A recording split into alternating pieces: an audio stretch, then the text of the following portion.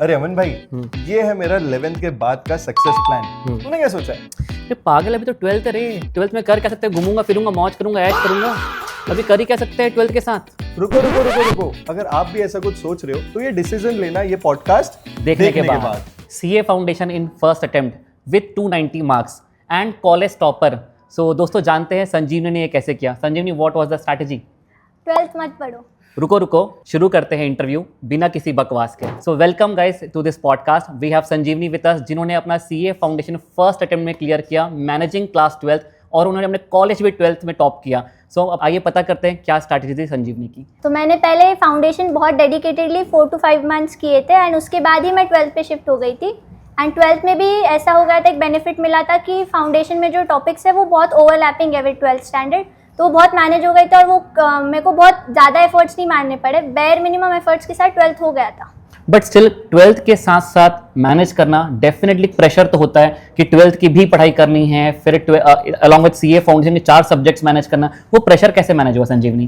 Pressure तो था बहुत सारा कि मतलब बैक ऑफ द माइंड हमेशा रहता था कि 12th भी करना है, फाउंडेशन भी है, बट पहले एक बार एक चीज़ पे फोकस करो। फाउंडेशन हो गया तो उसके बाद 12th पे आप फोकस कर सकते हो डेडिकेटेडली एट ओके, वंस। क्योंकि कहीं ना कहीं सोसाइटी का प्रेशर तो होता है ना भैया। 12th में यदि अच्छा मार्क्स नहीं आ गया तो सोसाइटी एक्सेप्ट करेगी कि नहीं करेगी? तो क्या ये प्रेशर आपको फील नहीं होता कि यार मैं फाउंडेशन इतना पढ़ती हूँ? क्योंकि मैं बता दूँ, संजीवनी एक ऐसी स्टूडेंट है जिन्होंने अपने पूरे स्टार्टिंग से डे 1 से इन्होंने अपने फाउंडेशन की जर्नी को शुरू किया, पूरी क्लास में डेडिकेटेड है without any absent, and still she manage her 12th, और 12th में इन्होंने बहुत अच्छा किया। तो प्रेशर कैसा था?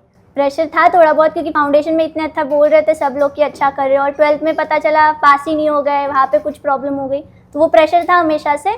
बट फाउंडेशन की वजह से वो एक बेनिफिट मिल गया था कि 12th भी मैनेजेबल हो गया था बहुत ज़्यादा। सुयश, क्लास 12th के साथ साथ मुझे कुछ करना है, ये बहुत कम लोगों को पता रहता है कि मुझे क्लास 12th के साथ क्या पढ़ना शुरू करना चाहिए।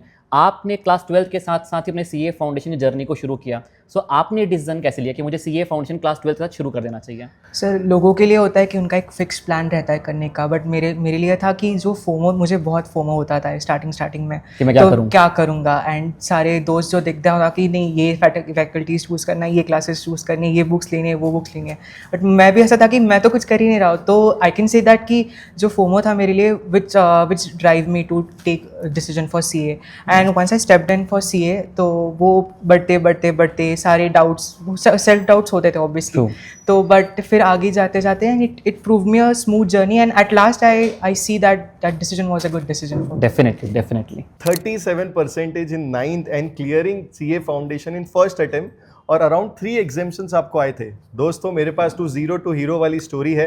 हाय सिड, ये कॉन्फिडेंस कैसे आया 37% देख के कि अब मैं फाउंडेशन भी कर लूँगा? सर, तो ये कॉन्फिडेंस के पीछे मेजरली 3 रीजंस थे। फर्स्ट रीज़न ये था कि मेरा जो डिसीजन था, जो मैं 12th के साथ फाउंडेशन कर रहा था, उसके कारण ना कि मेरा फाउंडेशन भी अच्छे से हुआ, बट 12th में भी मुझे बहुत हेल्प किया। Great. And second reason would be कि मेरा जो फ्रेंड सर्कल था Great. वो भी मुझे सपोर्ट करते थे जब मुझे लगता था कि हो गया नहीं होगा। And my parents used to support me a lot. That's great. तो दोस्त कभी कभी काम भी आ जाते हैं, बट एक रहता है ना कि जब हमारे 9th 10th में इतने कम परसेंटेज आते हैं and when you choose a CA वाला पाथ, तो एक क्वेश्चन मार्क आता है, सेल्फ डाउट आता है। यू नो, एक्सटर्नल एनवायरनमेंट तो करते ही आप पे डाउट, बट सेल्फ डाउट भी आता होगा। आपने उसको कैसे मैनेज किया? तो इसके पीछे मेरा एटीट्यूड भी बहुत पॉजिटिव था। आई वॉज क्लियर कि मेरा पास्ट हो चुका है, बट आई वॉज क्लियर कि मुझे फ्यूचर में अच्छा परफॉर्म करना है, and I want to prove everyone wrong कि yes I am capable of something. Great. तो इसके लिए बिलीफ सिस्टम भी वर्क किया।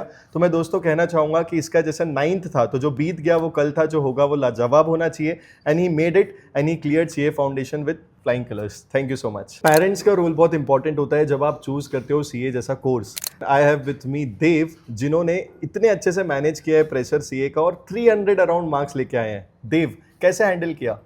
प्रेशर तो बहुत था, बट जब रिजल्ट्स आए सीए फाउंडेशन और 12th के इतने अच्छे, तो पेरेंट्स भी खुश थे एकदम सबको बोल रहे थे कि अब ऐसे ही करेंगे, सबको बोल रहे थे कि ऐसे ही करना, 12th के साथ ही फाउंडेशन करना बेस्ट है। और जब मेरी बहन तो जब उसने सीए फाउंडेशन किया था, तब ये ऑप्शन नहीं था कि 12th के साथ दे सके, बट अभी ये ऑप्शन था, तो मेरे पेरेंट्स ने बोला कि पक्का यही कर, तो जल्दी भी हो जाएगा और अच्छा भी रहता है। ग्रेट। दोस्तों पहले आईसीएआई आपको अलाउ नहीं करता था कि आप जस्ट 12 के बाद अपना आने वाला अटेम्प्ट दे पाओ, but at this point of time it is really possible and if you manage it well, आप उसको अच्छे से प्री प्लान करते हो जैसे इन सब ने किया, that will really help you. चलो ये तो ये हो गया कि इसने पेरेंट्स के एक्सपेक्टेशंस कैसे मैनेज करी, बट एक एक्सपेक्टेशन खुद से भी तो होगी कि आपने कब 12th की प्रिपरेशन स्टार्ट करनी चाहिए। तो व्हाट वाज द पॉइंट जब आपने सीए फाउंडेशन छोड़ा और 12th की प्रिपरेशन स्टार्ट कर दी?